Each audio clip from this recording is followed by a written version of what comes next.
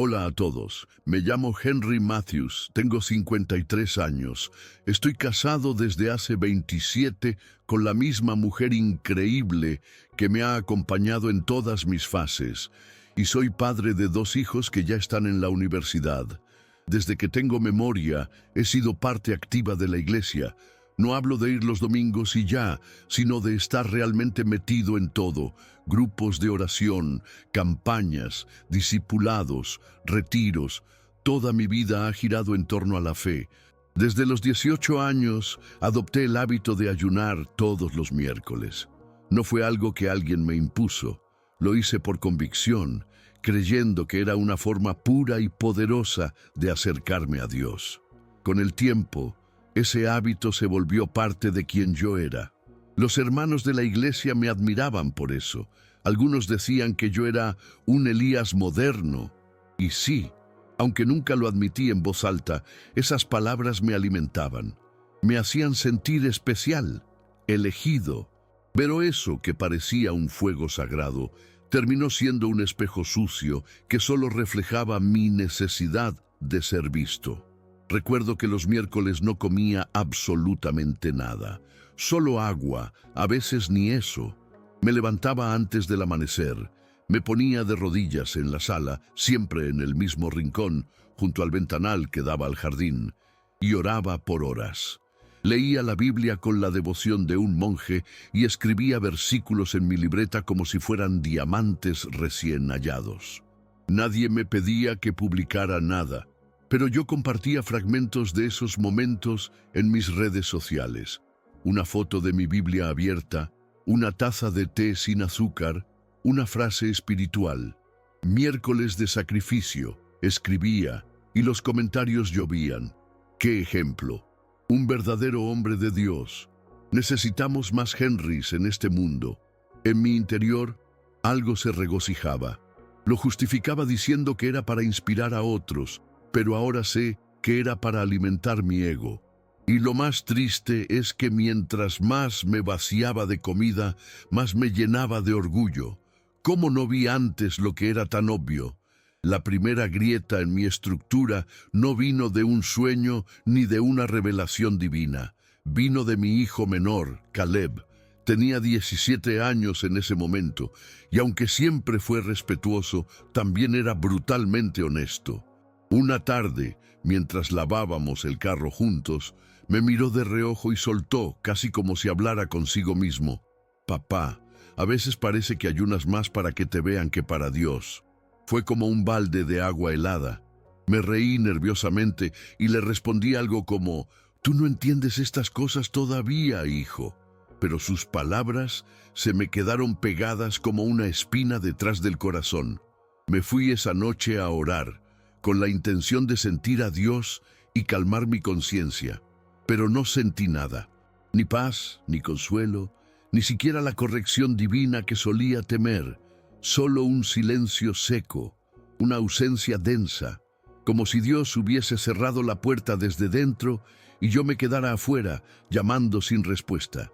Esa sensación empezó a repetirse. Pasaron semanas, luego meses, y aunque mantenía mi rutina de oración, ayuno y lectura bíblica, sentía que todo lo que hacía rebotaba en una pared invisible. En la iglesia seguía siendo el hermano Henry, ejemplo de consagración, pero por dentro me estaba apagando. Era como si mi alma tuviera hambre, pero no de comida, sino de algo que ni yo sabía nombrar. Intenté recuperar el fervor participando en más actividades, predicando, dando consejos, incluso organizando cadenas de oración. Pero cada cosa que hacía, en lugar de llenarme, me vaciaba más. En veces me sorprendía mirando al espejo y preguntándome si de verdad conocía al Dios al que decía servir. Mi esposa notó el cambio. Me preguntaba si estaba deprimido. Yo le decía que era solo cansancio espiritual, una sequía temporal, pero en el fondo temía que el silencio de Dios fuera una respuesta. Todo cambió un miércoles por la noche, en una fecha que jamás voy a olvidar. 18 de octubre. Había pasado el día completo en ayuno, como siempre, aunque con una sensación más pesada que de costumbre. Ese día me tocaba liderar una reunión especial en la iglesia, una especie de clamor colectivo por avivamiento. Me preparé como de costumbre. Traje gris, Biblia bajo el brazo, rostro solemne. Subí al coche solo, ya que mi esposa había salido con una amiga y mis hijos estaban ocupados con la universidad. Eran cerca de las 18:45 cuando arranqué. El cielo estaba opaco, una mezcla de azul sucio y gris plomo, como si el día supiera lo que estaba por ocurrir. Iba escuchando un himno antiguo, uno que hablaba de rendirse por completo a Dios. Recuerdo que lo cantaba en voz alta, más por costumbre que por devoción real. Fue en medio de ese coro, con el semáforo en rojo, que sentí un tirón en el pecho. No fue solo dolor, fue como si me apretaran el corazón con un puño caliente. En cuestión de segundos, empecé a sudar frío. Mis manos temblaban sobre el volante. El mundo se volvió borroso, como si todo a mi alrededor perdiera foco. Intenté respirar profundamente, pero no podía llenar los pulmones. Un zumbido grave me invadió los oídos, como el motor de un avión que nunca despega. Y luego, oscuridad. Pero no una oscuridad cualquiera. Era densa, tangible, como si estuviera envuelto en una manta de vacío. No sentía el cuerpo, pero mi conciencia seguía despierta. Fue entonces cuando me di cuenta. Me estaba muriendo. O peor aún, ya me había muerto. Y lo supe con una certeza absoluta, como si mi alma ya no estuviera dentro del cuerpo, sino flotando, suspendida en un espacio sin tiempo. Pude ver mi coche desde arriba, como si mis ojos estuvieran en el techo del vehículo. Yo estaba allí, desplomado sobre el volante, con el cinturón aún puesto. El himno seguía sonando, pero ahora era lejano, distorsionado, casi macabro. Una parte de mí gritaba por ayuda, pero no tenía voz. Otra parte solo sentía un miedo tan puro que era difícil de describir. En ese instante supe que lo que venía no era el descanso eterno, ni una luz cálida recibiéndome con brazos abiertos. Lo que sentía era juicio, no por cosas escandalosas o pecados visibles, sino por algo más profundo, más íntimo, más difícil de confesar. La mentira escondida detrás de mis actos piadosos. Mientras flotaba en ese espacio oscuro, comencé a ver escenas de mi vida como si fueran proyecciones en el aire. Pero no eran recuerdos cualquiera. Eran momentos exactos en los que yo había hecho algo supuestamente para Dios, pero en realidad era para alimentar mi imagen. Vi publicaciones que hice en redes sociales, fotos mías con la Biblia abierta, frases acompañadas de hashtags espirituales. Vi cómo revisaba cuántos me gusta tenía cada una, cómo esperaba elogios disfrazados de gloria a Dios, hermano. Vi conversaciones donde fingía humildad, pero por dentro deseaba reconocimiento.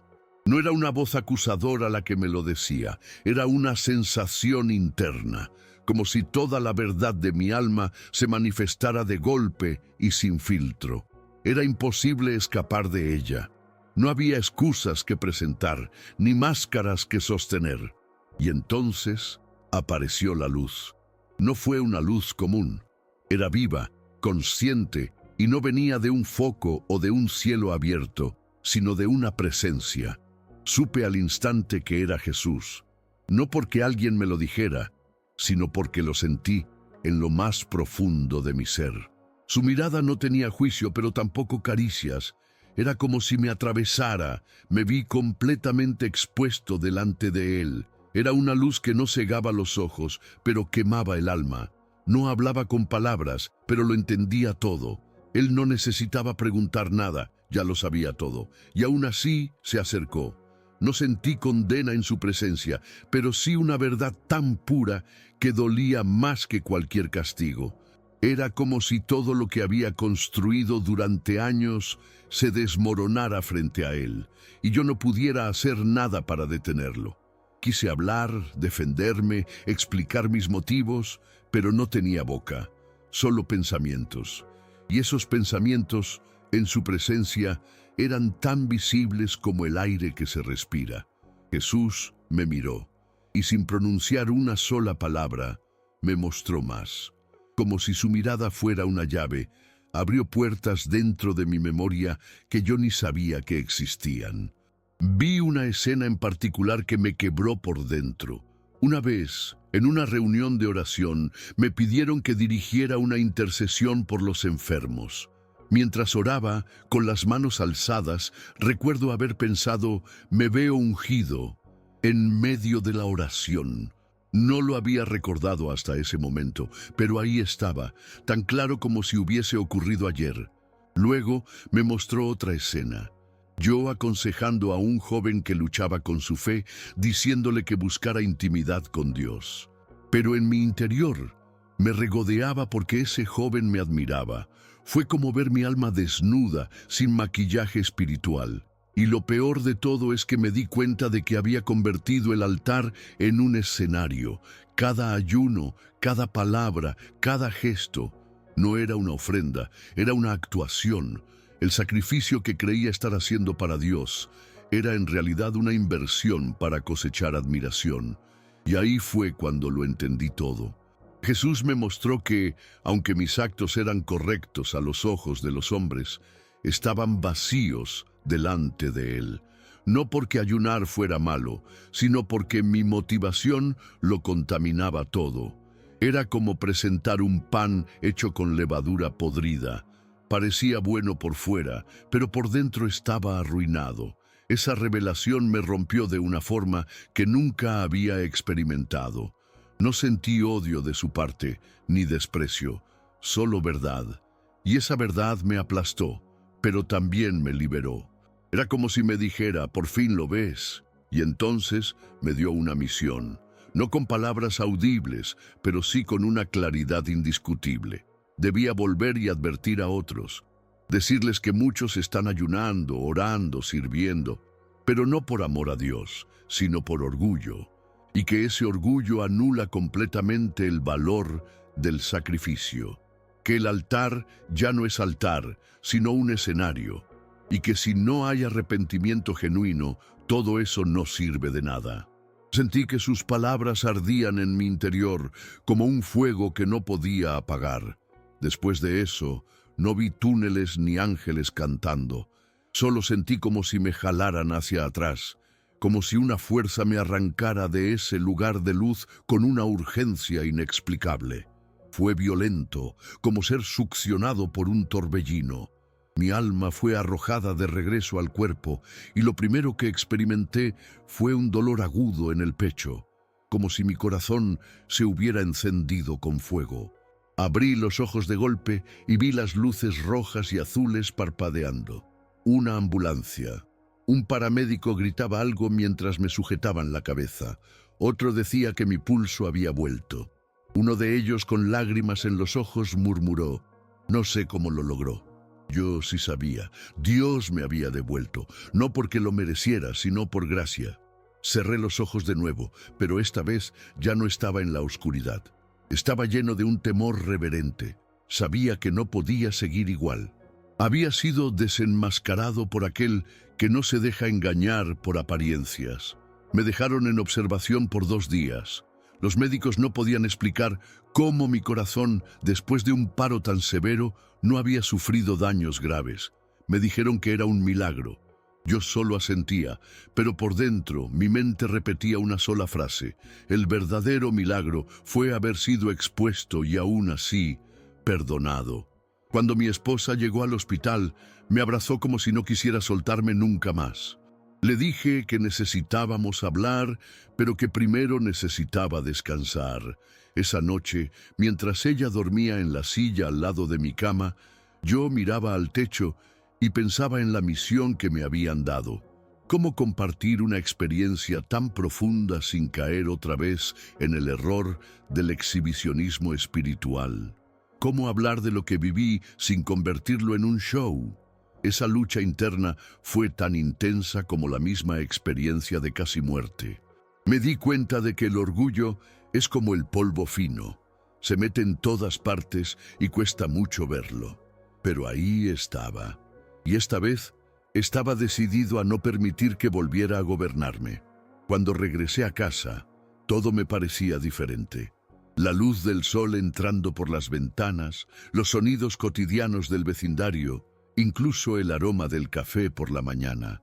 Todo tenía un peso nuevo, como si hubiese sido recalibrado. La vida ya no era solo una rutina de fe, sino una oportunidad inmerecida. Pasé varios días en silencio, procesando todo. No hablé de la experiencia con nadie, ni siquiera con mi esposa. Sabía que si lo hacía en ese momento, iba a contar la historia desde el lugar equivocado, buscando asombro, admiración, impacto. Y eso era exactamente lo que Jesús me había advertido. Así que guardé todo en mi corazón, como una semilla que aún no estaba lista para brotar. A la semana, reuní valor para compartirlo con ella.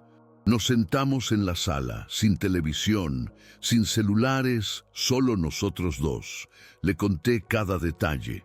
A medida que hablaba, notaba cómo sus ojos se llenaban de lágrimas, no solo por el susto que había vivido, sino porque sentía en sus huesos que todo lo que decía era verdad. Me tomó casi un mes contarle al pastor de nuestra iglesia. Le pedí que nos reuniéramos a solas, sin apuro. Él me conocía desde hacía más de 20 años, había sido mi mentor espiritual y en cierto modo yo era uno de sus referentes entre los líderes. Cuando terminé de relatarle todo, hubo un silencio largo, incómodo. Esperé alguna palabra de juicio, o tal vez de incredulidad, pero lo único que dijo fue: «Yo también he caído en eso, Henry». Esa frase me quebró de nuevo, no estábamos solos, y entonces, con su apoyo, planeamos un momento especial en la iglesia para compartir mi testimonio. No iba a ser un sermón, ni una predicación, solo un hombre hablando desde su ruina expuesta. El día llegó y me temblaban las piernas. Subí al altar que tantas veces había usado para enseñar, pero esta vez no para lucirme. Me presenté como alguien que se había perdido dentro de su propia espiritualidad y conté, con honestidad cruda, con vergüenza, pero también con libertad. Lo que ocurrió ese día en la iglesia fue algo que nunca voy a poder olvidar. Mientras hablaba, el auditorio estaba en un silencio espeso, como si nadie se atreviera a respirar demasiado fuerte. No había murmullos, ni celulares vibrando, ni siquiera movimientos, solo ojos fijos en mí, pero no por admiración. Era como si cada palabra que salía de mi boca también los estuviera desnudando a ellos. Vi rostros que se quebraban, miradas que bajaban al suelo, manos que se apretaban con fuerza. Al terminar, no hubo aplausos, solo un murmullo leve de llanto contenido. Fue entonces cuando una hermana mayor, de esas que siempre se sientan en la primera fila, se levantó con dificultad, se acercó al frente y con la voz temblorosa confesó: «Yo también he ayunado por orgullo».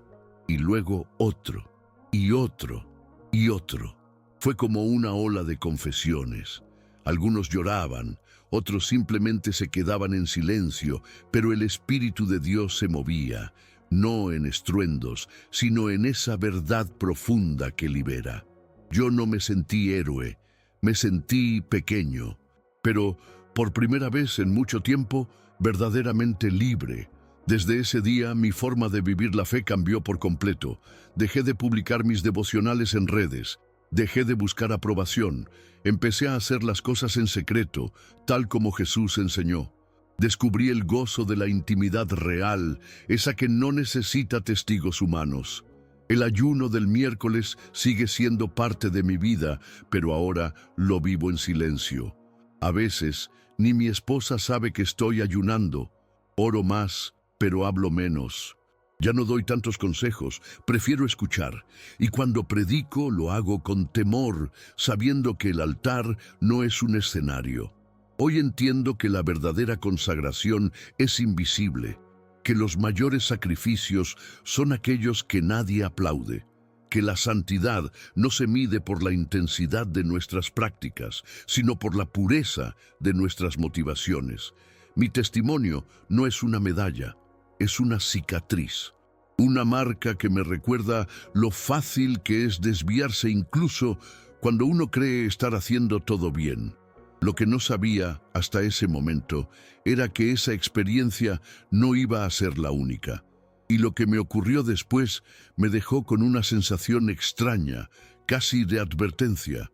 Durante semanas mi mente estaba en paz, pero algo en mi corazón seguía inquieto, como si hubiera una verdad no dicha o un aspecto de mi vida que debía enfrentar.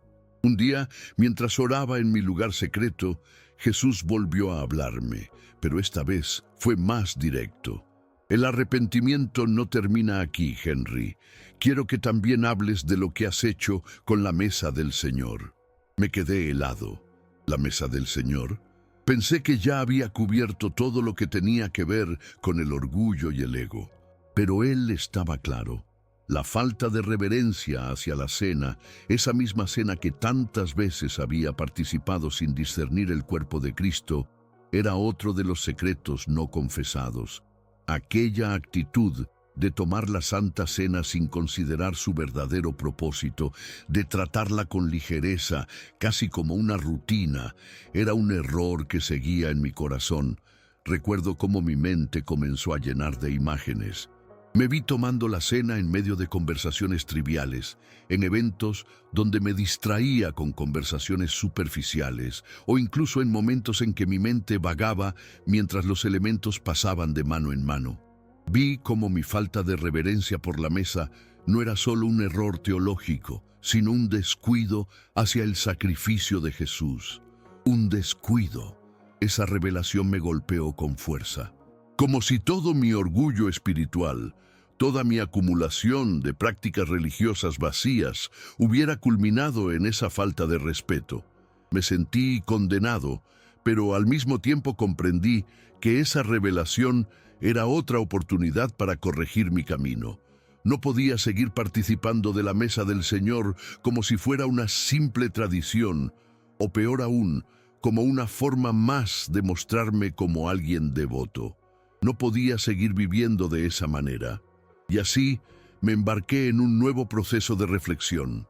Esta vez sobre lo que significa tomar la cena, lo que significa valorar el cuerpo y la sangre de Cristo en su verdadera profundidad. Fue entonces cuando decidí hacer un cambio radical en mi vida. Dejé de tomar la cena de forma automática. Cada vez que se presentaba la oportunidad, me tomaba un momento para meditar en el sacrificio real de Jesús. Ya no era solo un acto simbólico, se había convertido en una experiencia profundamente transformadora. Cada pedazo de pan, cada gota de vino, me hablaba de lo que Jesús había hecho por mí. El recuerdo de su cuerpo roto y su sangre derramada dejó de ser solo una costumbre, un ritual más de la vida cristiana. Comencé a acercarme a la mesa con temor y reverencia, como algo sagrado, no como un acto que simplemente se hace porque todos lo hacen. Esa actitud cambió mi perspectiva. A cada paso que tomaba, sentía que estaba reconociendo más profundamente el precio de mi redención. Ahora, cada vez que tomo la cena, la percibo con un sentido de agradecimiento que antes me era ajeno. El tiempo pasó, y aunque muchos de los que escucharon mi testimonio en la iglesia me agradecieron, no puedo decir que todos lo comprendieron. Algunas personas se incomodaron, otras se quedaron en silencio, pero también hubo quienes se acercaron para decirme que, a través de mi experiencia, habían podido ver en su propio corazón lo mismo que yo había experimentado. Esa fue la verdadera confirmación de que no todo había sido en vano. Había algo más grande en juego, algo más allá de mi propia vida. No era solo sobre mí, era sobre todos los que, como yo, habían estado viviendo en la superficie de la espiritualidad sin percatarse del profundo vacío que acechaba por debajo. Cada conversación, cada testimonio compartido me dio más fuerza para seguir adelante. Sentí como si mi experiencia, aunque dolorosa, hubiera servido para despertar a muchos de una mentira que arrastraban sin saberlo. Fue entonces que entendí lo que Jesús había querido decirme cuando me dijo: esto no termina aquí. Mi misión no había acabado. Había más que hacer, más que decir, más que vivir. A cada día, algo en mí seguía cambiando. Ya no sentía que tenía que probarle nada a nadie.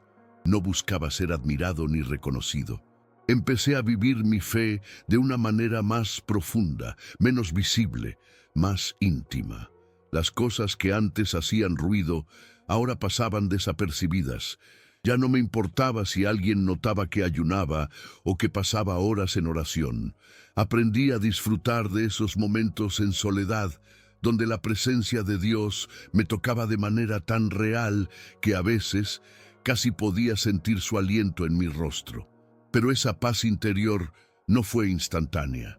Fue un proceso largo, doloroso, donde mi orgullo fue sometido una y otra vez y mi ego fue arrastrado por las profundidades de la humillación. Pero lo más hermoso de todo esto es que cada vez que caía, me levantaba. No por mis fuerzas, sino porque en mi fragilidad, Él me levantaba con su gracia infinita. La lección que aprendí fue que, aunque el pecado puede estar en lo más profundo de nuestro corazón, Dios nunca nos abandona. Aun cuando estamos ciegos a nuestras propias motivaciones, Él tiene la capacidad de abrir nuestros ojos y mostrarnos la verdad. Y cuando nos arrepentimos genuinamente, Él nos da una nueva oportunidad para caminar en su luz. No hay pecado tan grande que no pueda ser perdonado. No hay error que no pueda ser restaurado. Yo, Henry Matthews, un hombre que pensó que vivía para Dios, pero en realidad vivía para sí mismo, ahora sé que la verdadera santidad no tiene que ver con las apariencias ni con lo que otros ven. La verdadera santidad se encuentra en los rincones más ocultos de nuestro ser, donde solo Dios puede ver. Y aunque sigo siendo humano y cometo errores, mi oración es que nunca vuelva a caer en la trampa del orgullo espiritual. La vida que llevo hoy no es perfecta, ni mucho menos. Todos los días lucho contra mi vieja tendencia de querer ser admirado, de buscar la aprobación de los demás. Pero al menos ahora soy consciente de ello. Cada vez que siento esa tentación, me recuerdo lo que sucedió. El dolor de verme expuesto ante la presencia de Dios, esa vergüenza que nunca quiero volver a experimentar. Y aunque mi testimonio no es algo que comparto constantemente, sé que el Espíritu me lo ha dado para ayudar a aquellos que se encuentran en la misma trampa. La misión que Jesús me dio sigue viva en mi corazón, y cada vez que alguien se acerca para contarme sobre sus propias luchas, sé que es una oportunidad para darles la misma verdad que a mí me salvó. La verdad de que Dios no está buscando nuestra perfección exterior, sino un corazón genuino, quebrantado y humilde. A veces me pregunto cómo sería mi vida si nunca hubiera pasado por todo esto, si nunca hubiera tenido esa experiencia que me cambió por completo. Pero también sé que no hay forma de que podría estar tan cerca de Dios si no hubiera sido por esa intervención divina. Lo que me sucedió no solo fue un milagro físico, sino una transformación espiritual profunda. Y aunque el camino sigue siendo difícil, ya no tengo miedo de enfrentarme a mis propias sombras.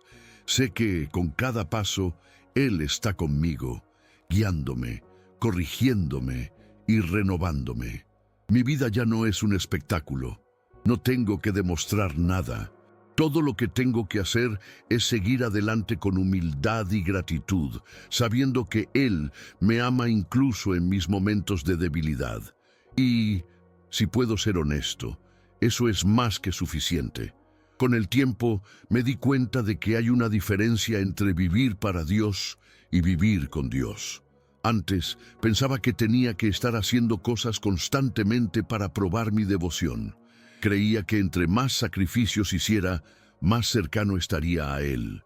Pero ahora entiendo que lo más importante es estar presente con Él, en cada momento, sin necesidad de hacer demostraciones.